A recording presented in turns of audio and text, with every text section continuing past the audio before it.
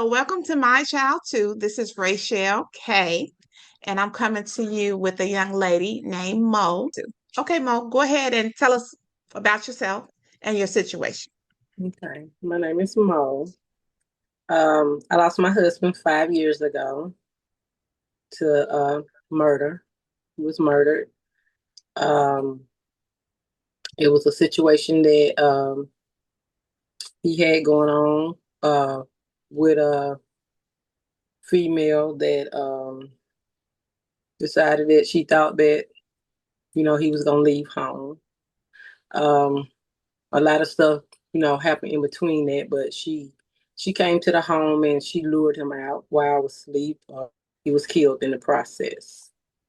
he was he had you know cheated, and he was dealing with a female. I had dealt with a female, and I mean, she was just, I don't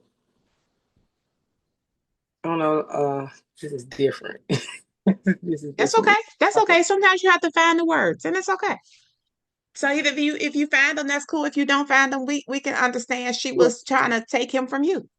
yeah. Well, that's, yeah. She had got pregnant, and Mhm. she was telling him that he was the father. And I guess that he wasn't leaving home, and which he did tell me about the baby. Um, and I accepted the child from what he said. We never did go and get a DNA testing done, but by me knowing my husband, I felt like he would have got one if he was, 100% sure. Mhm. But in the process of her having the baby, 6 months later, that's when he was murdered uh, by some this guy that was with her. Like I said, they came to my house, our house rather, and I was asleep. And from what I was told, they lured him out the house. They slashed his tires on his truck. And when he went out to see who it was, I guess he saw, who it was, and he went down to our house. I guess to confront her to see what was going on. And one thing led to another. The only thing I know is when they came back to tell me hours later that he was murdered. Okay, so let's go just back a little bit more and let's figure out. So when they called you, it was when you heard it was the next day, and who did you hear from? Did the police show up? Like, did you hear it on the streets? Like, how did you find out? Corner and the police. It was a couple of hours after it had happened. Okay, and they woke you up out your sleep. Yes, ma'am. And were you like shocked? Yes. Yes, I was devastated. Okay, okay. And so with the shock of that, like, what was your mind and your body doing? Was it like Well, when they knocked on just the door, I didn't believe it, and I was like, no, he's downstairs. So I ran downstairs and the lights was on. I didn't know, like, how did he leave? And I had called my sister, I was telling her what happened. She came down, and until the detectives came, we never knew that the tires had been slashed after they, came back. And that's how we realized what had actually happened, or we were putting together what had happened. And they basically said like it was a shootout, but he was the one who got killed. It was said that she got shot and the dude got shot, but I never got any confirmation of that. Nobody, detectives, nobody never talked to me anymore about it. Um, I was like, it took me a long time to even accept it. Um, like, I couldn't go to the police department to, like check on anything. It took me like really like 2 years, but nobody never contacted me, for me to really just accept what had happened. Like, the grieving process, that's a daily. Like, it's just, it's a daily. It's just something I go through. I've learned to cope with it because I do hospice, so I do work around a lot of deaths. and I'm learning, to cope with it more by being my husband, but it's hard. Yeah, it's hard. So, so tell me this. So, by you working with hospice patients on a daily, when you think about him, do you think about him like still alive, kind of like because he was your spouse and y'all was together, and it's more of a intimate relationship as well. So, like when your thoughts of him during this time where it was taking you to get through, was it more like you were pretending in your mind like he may have just been out of town, or how was your mind figuring out like what was it that was helping you to understand like he's gone, because you said you couldn't accept it, so I'm just Yeah. trying to see what that feels like. It's just I couldn't accept the reality that he was gone. Like, like we, me and him, we had talked about death before. You know what I'm saying? What Hmm. would each one of us do if the other passed and all this? But it was more of I had dreams of him. You know what I'm saying? Like I try not to show how I felt in front of people. Like when other Hmm. people be around, I just try to act like I was just strong. Like never really like just cry. At the beginning I did, but I like to be by myself and then I let it all out. I express my feeling, I see that like since he been been gone, it's like I like to be alone sometimes. You know what I'm saying? Hmm. And I wonder why like it's not a big deal if I don't go. Yeah, like I could sit at the house all day and just long, and just think about him. His picture is, on the fireplace. He was cremated, so I just have my time, and I Right. feel like he wanted to be cremated. We talked about that, and to me, I feel like I have him to myself. Like how some Yeah. people can go to the graveyard and see loved Hmm. ones. And then sometimes people go out there that loved ones don't want to be out there. So I felt like Right. it could be a little selfish. I don't know, but I just feel as though he's with me. Like And that's yeah, and that's understandable. I get that part totally and completely. So tell me, when you are there and it's just you and his time, do you like play songs that you guys like? Do you like cook the food that y'all like? Like, is it more like he's not really gone per se, gone, but you kind of still entertaining the spirit of him? I mean, I talk to his picture in his iron. I do that. You know what I'm saying? Like if I'm going through something, I'd be like, "Man, you don't left me here with these crazy folks." Like, it's like Okay. yeah. Like, I joke around with it, but that's just something, that's my private time that I do. Right. Right. So, Did you guys have, go ahead. go ahead. I was gonna say, did you have children? I had kids. He didn't have any. That's supposed to have been his first. Okay. Okay. And then was he a good husband outside Yeah. of the He's a great husband. Great husband. situation? Yeah, great husband, great father. We had grandkids. He was great. He was great. He was a good man. He was a good, Okay. you know. We just Okay. And then nobody's so perfect. So yeah, nobody's perfect. So tell me a little bit about the service. he always said he didn't want a funeral. He just wanted to be cremated. But some people in the family did not approve of his decision. The decision I told them that he wanted. But Hmm. like I said, we had already talked about this, and I said, "Now, who you tell that you gonna be cremated?" And he had told me. He told his brother. Um, And when this happened, we had talked about this years ago, but when this did happen, I called that brother and I asked the brother, did he ever say he want to be cremated? He said yes. So I tried to honor what he wanted, but at the same time, because of his family, I did do a funeral too. And Okay. it was some, it was one or two that was kind of disrespectful. They was younger, you know what I'm saying? Hmm. Uh, I don't think they knew what was going on, what really happened, in the situation, but they tried to be disrespectful. But out of all, you know what I'm saying, the brothers, the two, because his mom is deceased, his dad is still living, and he has two brothers, and then he have siblings on his father's side, but the two that was on his mom's side, we close. You know what I'm saying? Um, they accepted me, I accepted them. They accepted my kids. My kids accepted them, but and he got some more family members that I'm close with. But other than that, on his father's side, like I don't talk to nobody. They gonna talk to me. I don't talk to them. And that's okay. And that's okay. So your family, through all of this, did your family kind of understand? Were they aware of the truth and like what had really happened? Did you kind of keep that to yourself, or you just like it is what it is? Mm-mm, I told my sister.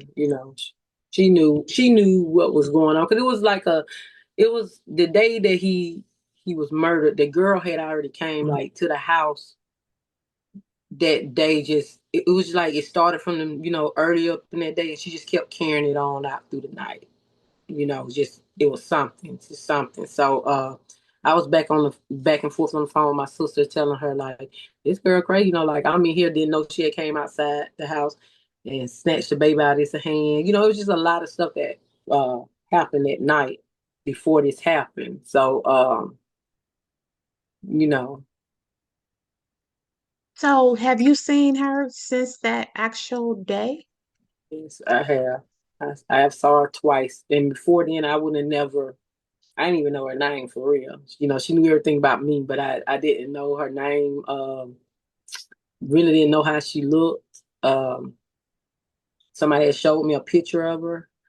Hmm. The first time I saw her, it was it was after a year, at least after a year after he had passed. We had a event, an old school event, and she was walking, and my daughter noticed her first because I guess they know her because she's a little younger than me, and she looked at me and she just like grinned, you know what I'm saying, and just it's like God just shielded me. I don't know what it was, but it was something just came over me, and I just went to my sister. I said, "Hey, I just saw that girl. I gotta go," and that was it. And then it was maybe 2 years later, I saw her Hmm. again at this spot up the street, and we both stayed in there. I can honestly say it was the first time that I felt anger, Okay. rise in me because I never felt that because when he passed, I did ask God to give me peace, grant me peace and understanding. But that particular day, I just felt so much anger. And, my sister then was like, just go home if you don't think you can handle it. I said, no, I'm good. You know what I'm saying? And I mean, I stayed there, but she didn't say anything to me. I didn't say anything to her. And that was it. Like I Did haven't, you ever, Mo, did you ever find out like who who did this to him? Like it was I her and somebody else, or was it just like what do you think happened? Did you ever get any closure. truth as to what? Hmm. I did. I don't. And that's what gets me sometimes, if when I get deep into thinking about it. Um, it was the guy that brought her to the house that done it. I do know that, but I don't know his name. When I got the police report, everything was blacked out except for hers. Like I could see her name. So I was Okay. like, why would they show me hers? You know what I'm saying? But the guy, his was it was blacked out, so I don't know any of his information. Um And like I said, I've never heard the police. I went up there. I did go to the police department maybe like 2 years after it happened and tried to talk to someone, but they just kept giving me the runaround. And I was like, it took me 2 years to make myself get up there. And I just couldn't do it. I can't do it no more. So Mo, there was never a trial. So what happened is something happened. He left the house. He went to somebody's house. He was murdered, and it was just like y'all not guilty, like nobody's guilty. It was just that's it. It was a detective. which is now that retired, I did ask him. I was like, well, if they lured him out the house, let him know how she had came over there earlier today. I said that's kind of like premeditated. You know what I'm saying? Because you brought a guy, he brought you to the house, you slashed his tires, you doing all this, and he leave out the house. But then the detective was telling me, it was like, well, they'll look at him as being the aggressor. And I was like, how? He was like, because he came to her house. I said, but yeah, she say he's supposed to have a child, so that means he comes down there anyway. And that was basically all that the detective that came to my house told me. And that was within like 2 days of this, after 2 days after this happened. And I never heard anything else from nobody else since then. Like, nobody. Wow.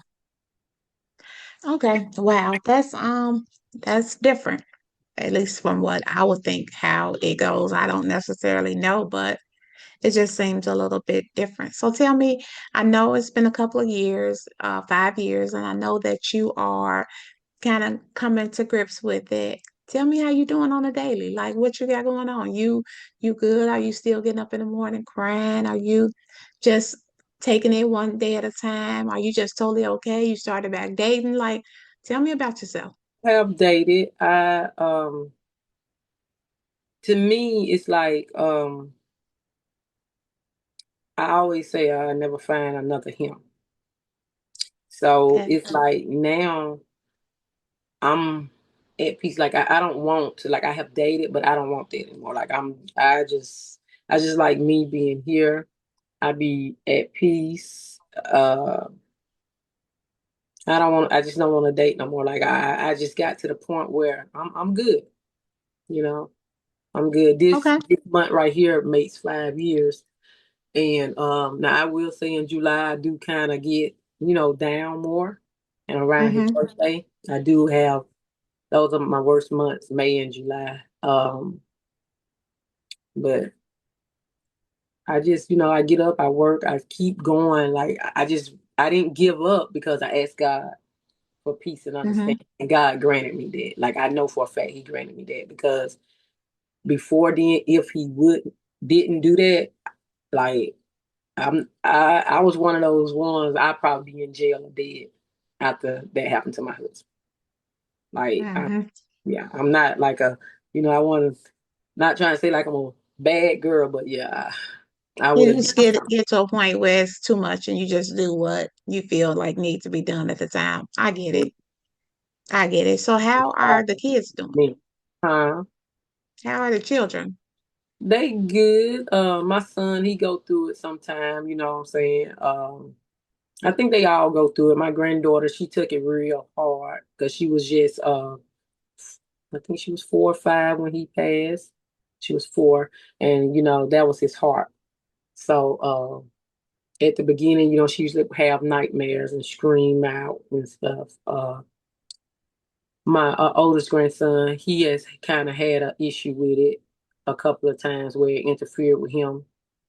Um, and then I had another grandson who was just born, but he do remember him. Like, when he goes to the picture, Oh, like, wow. yeah, he was born in November, so he was like 7 months, 7 or 8 months old when he passed. So he do Okay. remember. So he always say that Papa Floyd right there. So we talk to them and just keep his memory alive. That's what we do. We show them pictures and sometimes we talk like he's here, existing Mm-hmm.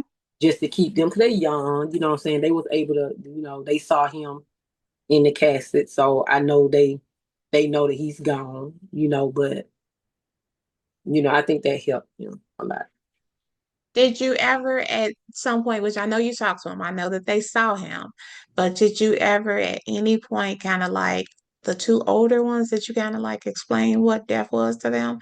Did you kind of tell them, give them an explanation, not what happened or why it happened, but just more so that granddaddy gone and, things like that, and he won't be coming back, or, did Yeah, you give them any information? yeah, we talk. I talk to them about it and let them know that he's up there in heaven. You know what I'm saying? Okay. I always tell them they see the red birds. Kiss it and make a wish. That's Papa. Like yeah, And we try to do a trip once a year in honor of him in July. So, Do you take Ashley? Do you take some of his remains with you? yes, we took his the first Christmas, me and the kids and the grandkids, we went to the beach and I took the urn and we poured some of his ashes out, you know what I'm saying? Then they wrote in the sand his name. So, they It's good. That's really good. I I can appreciate that. I can like get with that. Like that's really good. And what I really like is your smile. Like you're smiling. And that means that you have found some relief. And maybe it's the fact that you released him. Like, what do you think? could be there. It could be. It could be. I don't know. I keep saying it from the beginning. I just ask God for peace and understanding, and He gave me that. Like God gave me that. I needed it. Like I needed it. Now tell me this. How long you guys been married? We was married 12. She Okay. was 12. Was it a really big wedding? No, we didn't have a wedding. We just went to the courthouse. Like we were simple people. Like me and him, we like a Bunny and Clyde. He Not was a a Buddy and country. Clyde. Yeah, he was a country boy. Like he was, it's like Sometimes them country boys be them best boys, don't they? yeah, but he was quiet. My husband was very quiet, very very quiet. Like I said, he was a good man. I know some, look at it, but he cheated. I mean, we're not perfect. I have cheated before. Let me say that on camera. I have cheated before. So, we're not perfect. We're None not of us perfect. are. He just got caught up in something that I hate that it happened, and by her being younger, I think that was the key. She was just young and she couldn't handle it. And it's understandable. Inexperienced. Yeah, yeah, Yeah, one thing about time, it will teach you, right? It'll yeah. get you together on some things and you'll learn some things. So I had looked at a post today and it said the most valuable thing we have is time. The fact that you had that time is the best thing. That's right. Yeah, so I've enjoyed this. So tell me one other thing I'm gonna ask you. If you had something to tell your husband, what would you tell him? Mm. Girl, don't look like that. I know, like first, I love him. I miss him. I really dearly miss him. Um, I wish that he didn't get caught up in that situation. Mm, It's okay. It's okay. I understand. it's it. I try to It's hold it okay, together baby. the whole time. Yeah. Mm, It's it's a lot. And it's most definitely a lot when you don't really have closure to know what happened. But I am so proud of you for acknowledging your faith and acknowledging that you asked God for something and He provided it. Like, that's a wonderful thing when you know that He's here for you and He's taking care of you. And despite what happened and what your husband did, despite all of that, you did have the time. You yes. were able to spend that time with him, which was life changing. You were able to get married. And sometimes the end of the story or a part of the story, we may think is the end, but it's not the end.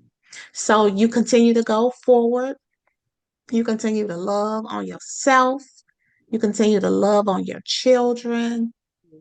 And just know that you're going to get through it. You're getting through it. Like you are an example of someone, because that's a lot to deal with.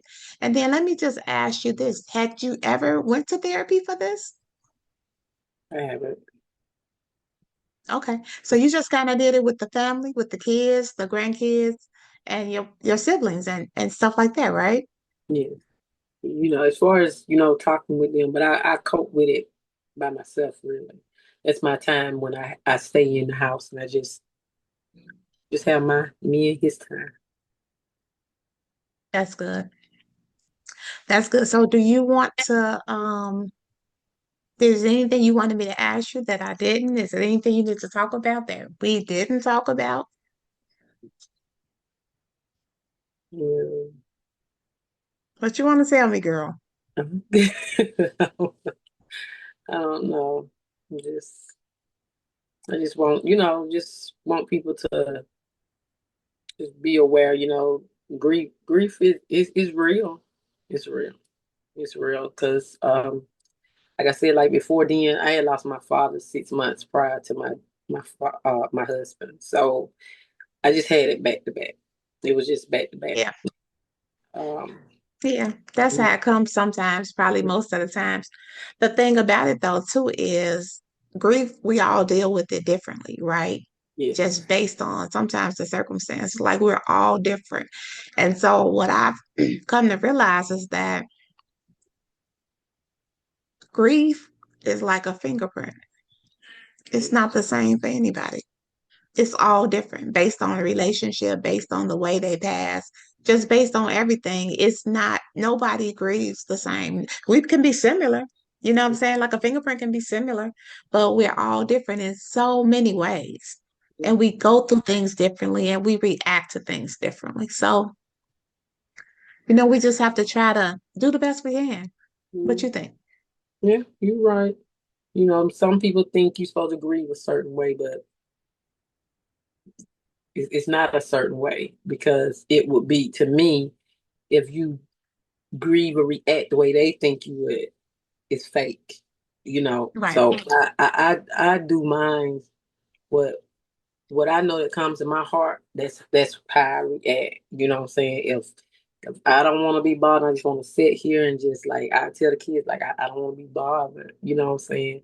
And Mm-hmm. that may be one of my grieving days that I'm just like I'm in here, like you said, sometimes yeah, I play music, you know what I'm saying? But I just chill and relax and just think of me, his memories. You know what I'm saying? Everything that we Mm-hmm. went through. I have those days, a lot of those days I do that. And some people, like I had a church member and a girlfriend that both consoled me when my husband passed, and within a year, both of their husband passed. Oh, So, wow. one of the ladies she formed a group that we did used to go to dinner. You know what I'm saying for uh,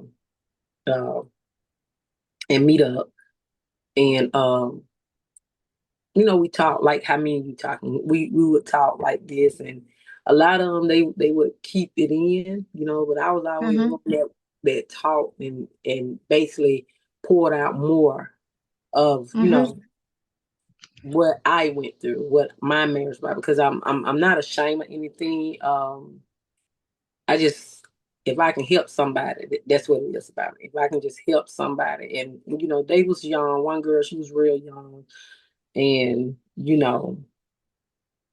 is that she just always just stood there, never said anything, and then one day, she opened up to us, and it was like, wow, because sometimes, she was just holding it in. Sometimes you got to let it out, Yeah, you got to yeah, let it out every time yeah, because holding it in just creates something inside of you um that can actually destroy you. You know what yeah, I'm saying? If you continue to hold it in because what can happen in my belief, and everybody don't think Rachelle know everything because she don't, but it can open up things where sickness can come in because you're like allowing your body, your immune system to get weak. And when it gets weak, then here comes those sicknesses. And then next thing you know, you're going through something different. So I try to just, because my daughter, we're dealing with grief as well. And I just try to tell her, like, gee, you gotta be stronger than that. Like you can't just let it just consume you. hmm. So That's yeah. basically what I did. I wouldn't let it consume me, and Yeah, you're you didn't let it consume you.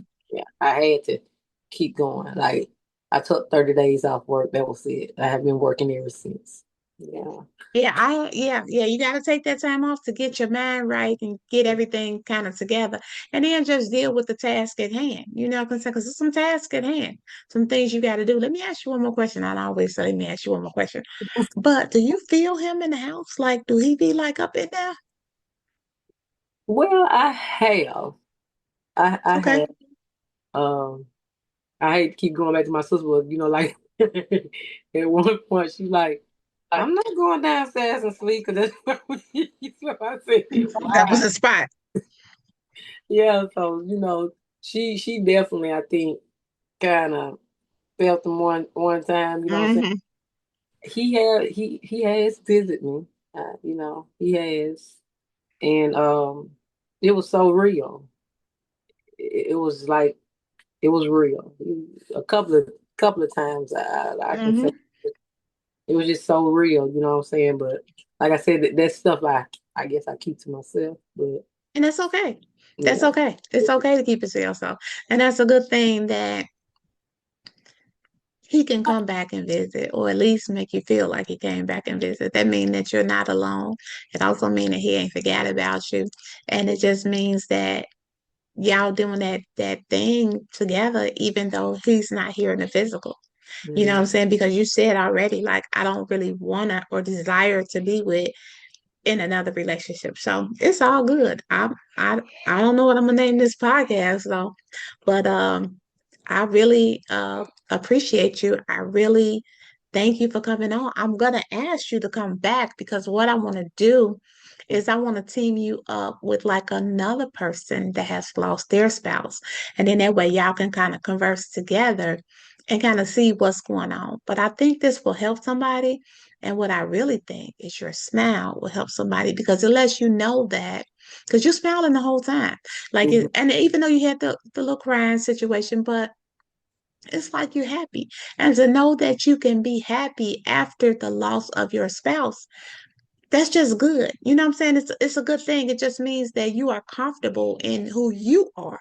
And the fact that you don't you're not trying to hide it. You're not trying to keep it a secret what he did. Like you're not ashamed of it and you tell the truth. And that's what we need. We just need the truth and we need to know how to get through the truth and tell the truth. What you think? Yes, too real for you. That's my nickname. Okay. Okay. I try Well, my girl, best to look. get this. I mean, for real, I try my best to be as real and transparent as I can. Like Hmm.